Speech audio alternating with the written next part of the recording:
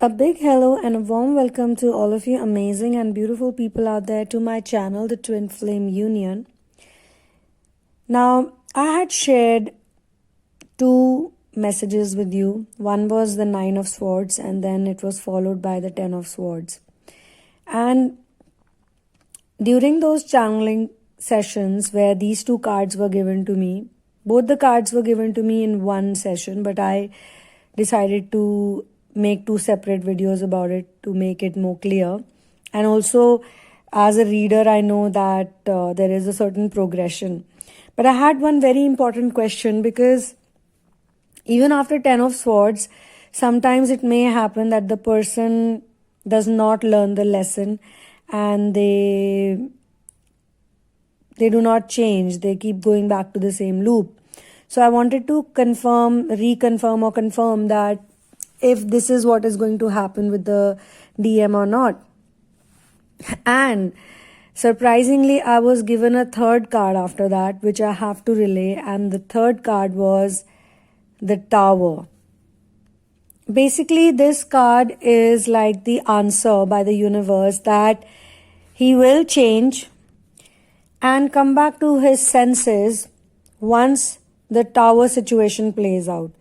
Which means that it's like when someone is shown the truth, at first they don't want to believe it because the hold of ego is very strong.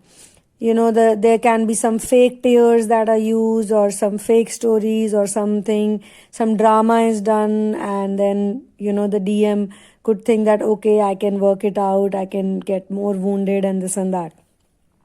Though I know in all these years and with my experience that after the 10 of Swords, one should learn the lesson. But what is it that will change everything is not the 10 of Swords. It's actually the Tower. It's a divine card in the tarot deck. And the Tower actually creates complete destruction, a dramatic change. A change. So in 9 of Swords and 10 of Swords, he is going to suffer a lot for sure. He will be in pain. He will regret. He will open his eyes in the sense that he will realize that the DF is not the reason for all my problems, or I should not be blaming her for the relationship not working out or for all the fights and this and that. Because through the 9 of Swords and 10 of Swords, he goes through even more pain. It's like what I had with my DF was far better than this. But look what I have got myself into now. And he may not even be very sure for some time that the relationship that he took, the option that he took is causing it. Because let me be very clear with some of you that in many cases, it's not necessarily a karmic partner that makes all this havoc. It can also be karmic templates. Karmic templates are not literally relationships, but they are very consuming, very intense chores or activities or professional choices, or sometimes just going by other people's thoughts and other people's decision making is involved. Now, what happens is that what I can sense over here is that some really unplanned, unimagined, unforeseen, traumatic events take place after the 9 of Swords and 10 of Swords. So already he has witnessed so much pain, which makes him feel that something could be wrong with me also, not just the other party. But this situation actually puts him in a complete loss, complete destruction. And it's like universe's way of saying that since you're not listening to me, since you don't want to do what we are telling you, so then you must see the power of the universe. You must see the power of source, because it's like you first ask for love, true love, true love, true love. You cry, you want it so badly. And let me also tell you one more thing which has been given to me, but I think this is a perfect channeling session to relay it, that a lot of people actually think that the matrix twin is the unawakened twin, or they are not the ones who are spiritually aware at all, but I have been told that that is not the case. The divine masculines are the first one to get awakened because they are the first one to also ask for true love, or in many cases it's like the timing is literally the same. So it's like at one point the feminines are awakening and at the other point the masculines are awakening, but the masculines ask for true love, and when they meet the feminines, they already know that she's the one. They are very well aware about it, that she's the one for me, and they go completely crazy for her. And this is something that all divine feminines know, that it was him who was showing a lot of love in the beginning. In the initial stages, it's always the masculine who's completely gaga over the feminines. Then that's why when he changes or when he starts acting weird, it's kind of really like they get confused. The feminines get confused, like, the same person who was literally telling me that you're the one and I love you and I'm yours and blah, blah, blah. And suddenly why is he acting this way? So the masculines are very well aware about the connection with the divine feminines, but they still, despite being aware of the connection, despite knowing that it is being sent to them by the divine entity, by supreme being, despite knowing it to that extent, they still choose to not go for it because they cannot handle the intensity. And it is not something which is wrong with the divine feminine, though they make her feel like she's the culprit, she's the one, she's the black sheep, she's the reason of his running away. But the reason of his running away is within him. Now, it can get complicated in some cases to understand it, because we also say that you are mirrors and we also say that you are born for one another. But it is the feminine who has a mission, a sure shot mission on planet Earth. So as long as she's going to be blind to the mission work, as long as she's going to complain, because this is one very negative characteristic that the divine feminine needs to let go, is that she constantly compares her life with other people. She has these very old beliefs about age, about money, about social status, about skin color, about ethnicity, like so on and so forth. For every individual it's different, obviously, but she has these very age-old. It could be good if you're old-fashioned, it's good, but her notions are not really positive notions. So because she has that perspective about herself, that something is missing in me, something could be wrong with me, maybe I lack this, maybe I lack that, maybe I'm not worthy, and then she sees him with a person who she feels like is not even up to the mark. It's like, some people think, it's a joke also, it's a meme also, I have read it somewhere. It's much easier to let a man go when you see him with someone who's like even below you. Not to condescend the feminines or the person he chooses or the masculine, like it's said in a joking way. Like it's easier for you to get closure when you know that the person he's chosen is not as amazing as you are. So that is one of the, one of the saving grace for the divine feminine, but that also dawns into her much later. At first, she thinks that she must be better, she must be prettier, she must be having more money, or she must be this, or she must be that. She has all those notions, and I'm not good enough, I'm not pretty enough, I'm not amazing enough for him, I'm not worthy enough. But after that phase is gone, slowly and gradually, when she starts doing the inner work, and that's why I keep saying inner work, inner work, inner work is so important. I keep saying this to everyone.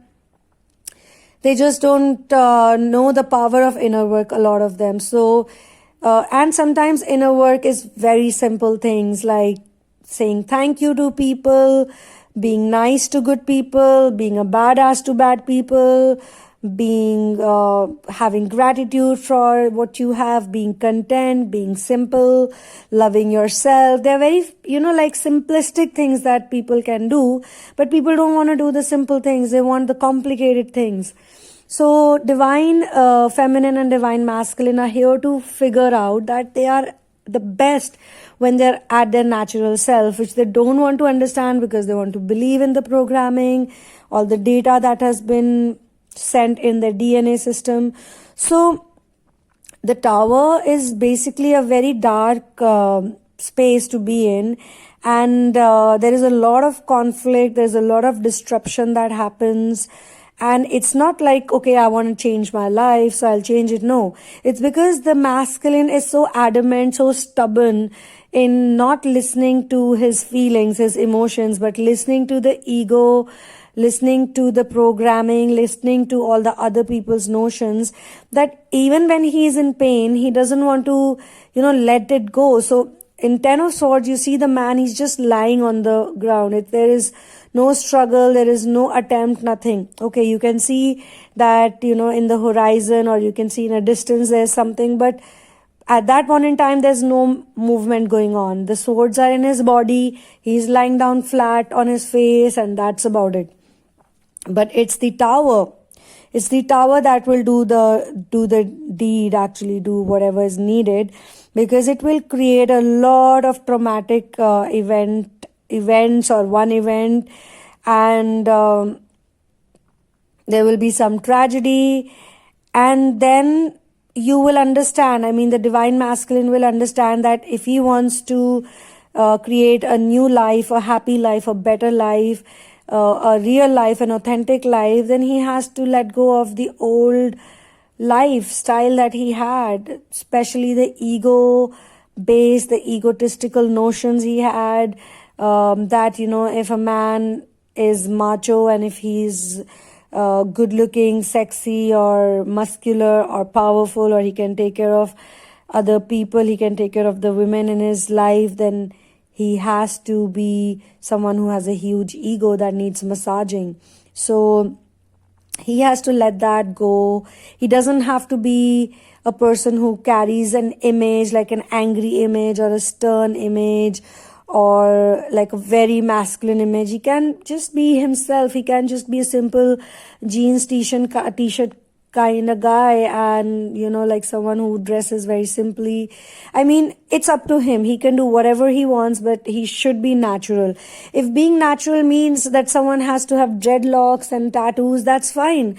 Everyone has a different way of being natural. So the old, unnatural, the baggage, the excess stuff has to go. And anything in life, it's like you cannot make a strong, like a long-lasting building. Like this tower, it came down crumbling because the foundation was weak. If your foundation is very strong, then you will never have this type of a tower moment. Like nothing can break the tower down or the lighthouse down.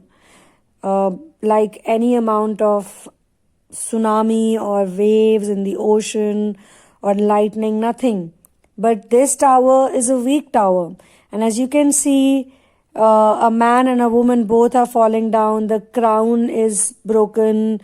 It's like, so this man and woman who were living in this tower, both are going to crash down, come crashing down. And definitely he will be, re-evaluating his relationship, whichever relationship he's in. And this will be a final blow. This will be like a final thing that happens, and he goes like, no, this is not gonna work out. Like, okay, I have my answer. I can't keep doing this because there is no emotion which is involved. There is no love. There is no structure to this relationship. It just happened because I was running away and I was escaping. And the one big thing he will understand, he will learn that you have to give strength to something that you love, and love gives people strength, isn't it? So something really unexpected is going to happen. Despite all the pain, he cannot see it, but he will see it finally. And it could be negative at that point in time, but in this reading, in this, question that I asked, what would actually make him change? Then it is the tower moment that will make him change. All the damage that the tower will cause, the disaster, whatever it will come up with, that will make him open his eyes completely, and he would be like, okay, I see it now. I understand why am I in so much pain. And even if you look at it as a, if you ask the tarot deck or you ask the guides to give you sort of advice from the tower, the advice will be that it's a big signal, it's a big sign, because it's almost like the coronavirus happened on the planet. The planet was going through a lot of stress, to be honest. There was so much pollution, there was so much toxicity, there was, too much materialism. Before 2020, before March 2020 happened in everyone's life, there was too much materialism. And because of which people were just too blinded and too just not open to the truth, to reality of spirit, and the spirituality angle was completely. But then when this situation happened, the pandemic, which is a tower moment for many people just opened up to the truth that anything can happen, and it's nature that is in control. We are not in control, so we must learn to surrender. And we must also learn to respect Mother Earth. We cannot take Earth for granted. We cannot take the feminine energy for granted. Just because the feminine is nurturing, loving, kind, compassionate, she's a mother, she's a sister, she's a daughter, she's playing all those roles of loving people unconditionally. That doesn't mean that it doesn't have the power, it doesn't have the anger, it doesn't have the rage. It can clearly show people their place. So this is what Tower does naturally. When you don't want to listen to your emotions, your true self, then the universe will do something that will shake things up in such a way that it will burn everything down to ashes. And from that ashes, the phoenix rises. So everything that's not needed, the universe will throw it out this time. And it will also show the masculine that, look, you gotta respect what you have. You gotta respect your own nature. The reason you're unhappy is not because of the divine feminine or the karmic partner or the karmic template or the addictions. Those are not causing you pain. You are the one who's causing you pain because you're just not willing to listen to something that is a part of you, that is real. So what can we do?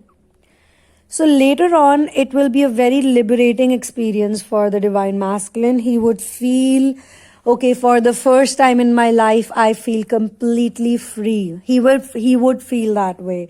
He would be able to take a deep breath and relax, and he will see that, okay, nothing is in shape any which way. Everything is just crumbled down to the ground. So what's the worst that can happen? This is the worst that is going to happen. So after the Ten of Swords, in any which way, he was like, no, this is really the worst. I can't take so much pain. That even if he tries to relax and he goes back to his, his created palace and his whatever he has been, building up to create an escape, this time it will be like there is no escape. There is no running around. There is no chance of what he was doing to happen again. So accept your destiny, accept your change, and even if it is scary, because this is a very scary place to be in, and if you know the journey of the runner, it's always he and she, whosoever it is, they're always running away from what can be scary, what can be painful, what can be fearful, what can be horrifying. They're always scared of pain. Always. That is the reality. And when they go in through this journey, they get very scared of the feminine. They feel that she's going to reject me, she's going to hurt me, she's going to dump me, she's going to leave me, and I'm going to cry, I'm going to be in a bad situation. So let me take a safe option. But there is a big but. The but is that they will face the pain, they will face all those problems with or without the DF. I mean, they could have done it with the DF, but then obviously energetically it was not possible, because the separation phase between the masculine and feminine is also a part of the plan. So it's a part of the divine plan. It's a part of the big picture, the bigger picture. So it's good that they're not together, because it won't be possible to then ascend at all. So the separation phase is very, very important. It's very, very important actually. It's something they will thank the universe for later on.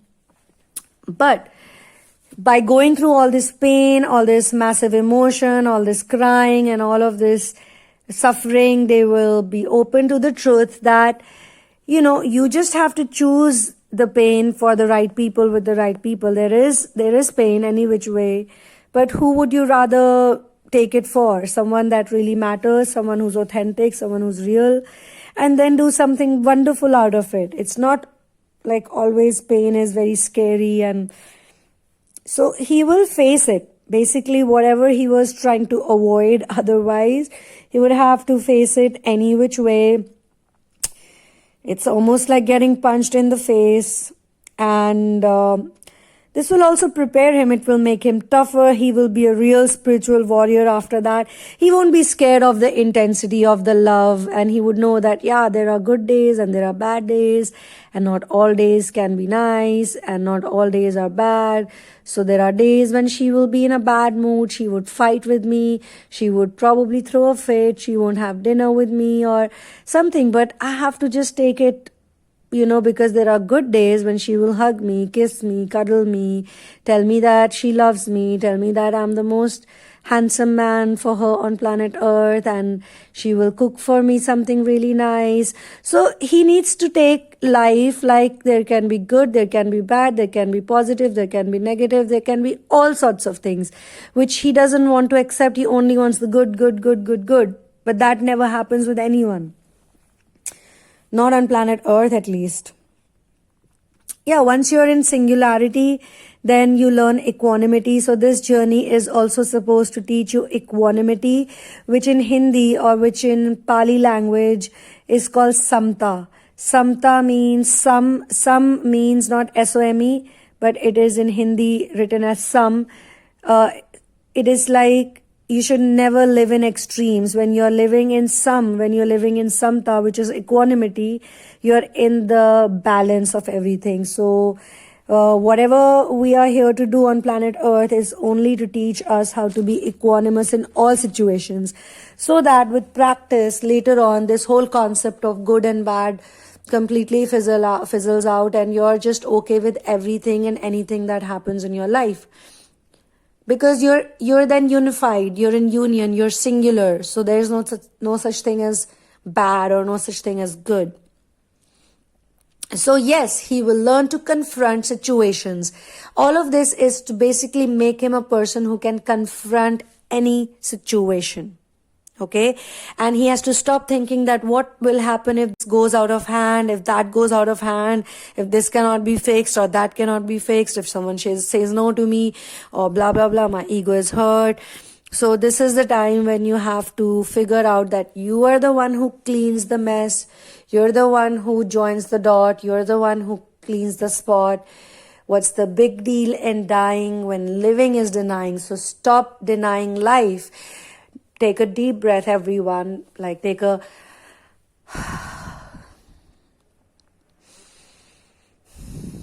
So this breathing pattern is what we are here to learn. We are here to figure it out. That even when the situations goes bad, you can take a deep breath, you can relax, you can have a glass of water, and you can think of solutions. And there are always solutions. So on that note, I'm going to sign out from this channeling session. And yes, I know this is a painful situation for the divine masculine. So the divine feminine must have compassion, because she can generate compassion now. She has learned it on her own to be compassionate, to have that kindness. But that doesn't mean that you're going to accept the divine masculine without seeing any changes in him. You have to see the change. You have to be 100% sure that he has learned life, and learned to take his own decisions, following his own heart and his own feelings. So one love and peace out.